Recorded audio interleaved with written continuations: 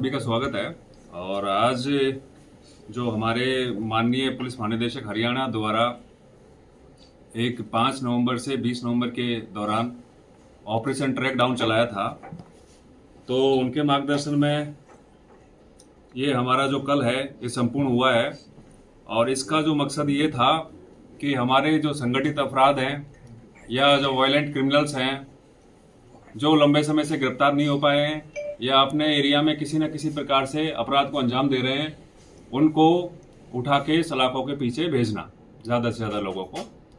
तो इसमें हमारा जो रेवाड़ी है उसका जो काम है बहुत ही सराहनीय रहा है।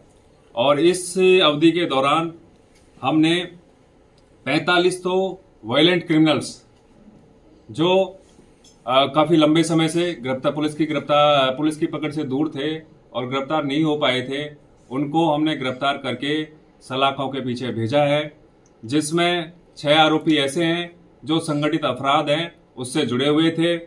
बाकी इस दौरान हमने इसके अतिरिक्त 134 आरोपियों को किसी न किसी अपराध में गिरफ्तार करके सलाखों के पीछे भेजा है। इसके अलावा हमने 25 आदतन अपराधी हैं उनकी हिस्ट्री शीट ओपन की गई है। एक अपराधी था जिसके खिलाफ अनेक मुकदमे दर्ज थे, उसकी हमने जमानत है वो भी कैंसिल करवाई है।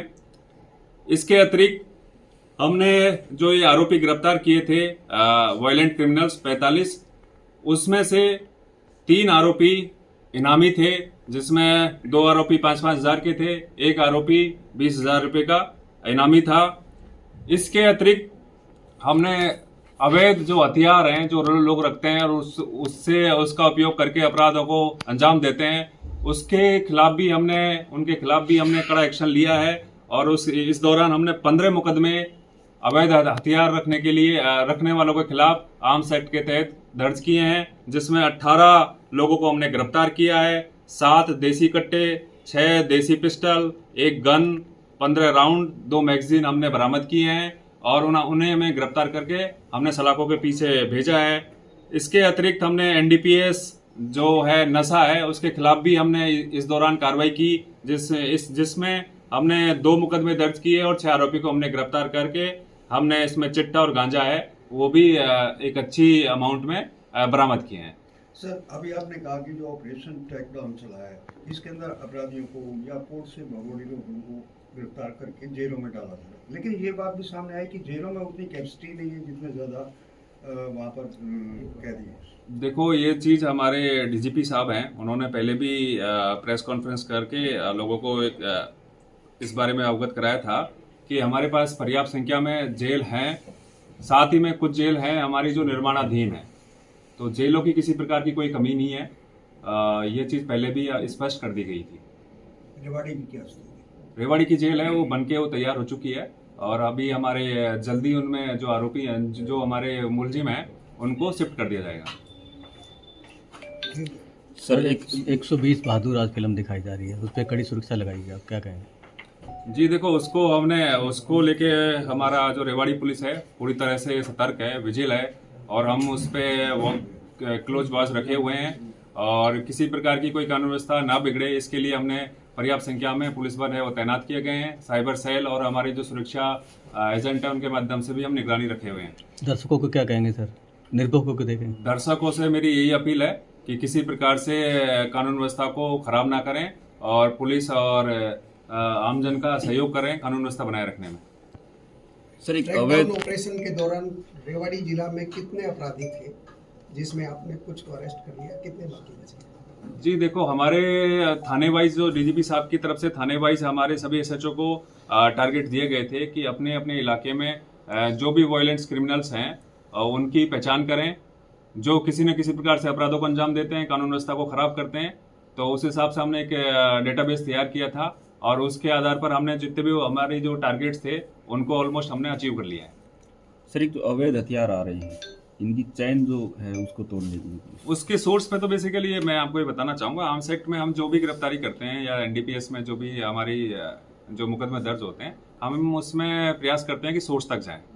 तो हमारा जो भी मुकदमा दर्ज होता है उसमें हम लास्ट तक सोर्स तक जाते हैं। एक सर नशे को लेकर जो है गांव तक भी पहुंच रहा है। तो नशे के लिए तो मेरा यही कहना है कि नशे के लिए हमने रेवाड़ी में एक नशा मुक्ति टीम का गठन भी किया गया था और वो हमारी टीम बखूबी से अपना काम भी कर रही है। और हमारे जो अभी तक जैसे कल की रिपोर्ट है उस हिसाब से हमने 215 गांव हैं उनको वेरीफाई किया है। उसमें हमारे 100 से अधिक लोग हैं जो एडिक्ट्स मिले हैं या फिर नशा करने की मतलब शुरुआत कर रहे हैं, तो उनके हमने काउंसलिंग के माध्यम से या फिर कोई उनको ट्रीटमेंट की जरूरत है तो ओपीडी में नशा मुक्ति केंद्र में ओपीडी के माध्यम से उनको दवाई दिलवाई है। ये काम हमारी पुलिस के द्वारा लगातार जारी है और आगे भी जारी रहेगा। सर इस रेवाड़ी के अंदर जगह जगह ओयो होटल या कैफे वगैरह खुल रहे हैं जिसमें युवा ज्यादा उनकी संख्या बढ़ रही है। देखो उस पे वो होटल खुलना ये कोई अपराध नहीं है। यदि उसमें किसी प्रकार की कोई अवैध गतिविधि चलती है तो उस पे हम लगातार कार्रवाई करते हैं। आपके संज्ञान में भी है, हमने बैक टू बैक हमने जब भी हमारे पास ऐसी कोई सूचना आती है तो हम उनके खिलाफ कार्रवाई करते हैं। एसपी साहब, ऑपरेशन टैक डाउन चलाना बहुत अच्छी एक मुहिम थी और जो जैसे जो अजनबी लोग हैं या जो किराएदारों की वेरिफिकेशन का कार्य काफ़ी दिनों से लंबित है, थानों में शिकायतें ही नहीं पहुंचती, उनकी सूचनाएं नहीं पहुंचती, क्या कहेंगे ऐसे मालिकों को जो ऐसे जो अवांछित तत्व हैं उनकी भी जो वेरिफिकेशन का कार्य नहीं करवा रहे हैं या पुलिस की ओर से नहीं किया जा रहा? जी मैं आपको बताना चाहूँगा, ये वेरिफिकेशन के माध्यम से अभी कुछ दिन पहले हमने 44 बांग्लादेशी थे उनको हमने डिपोर्ट कराया। उससे पहले हमने 28 बांग्लादेशी थे उनको अपनी वेरिफिकेशन सर्च या कॉम्बिंग के माध्यम से उनको आइडेंटिफाई करके उनको भी डिपोर्ट कराया था। तो वेरिफिकेशन के जो आदेश हैं 163 जो BNSS के आदेश हैं डीसी साहब के माध्यम से अभी दोबारा उनको रिन्यू किया गया है। तो हमारी एक टीम का भी हमने गठन किया गया है जो पॉकेट्स में अलग अलग पॉकेट्स में जाके ऐसे लोगों को आइडेंटिफाई कर रही है जो अवैध तरीके से या जो बिना वेरिफिकेशन के रह रहे हैं उनके खिलाफ हम कार्रवाई करें।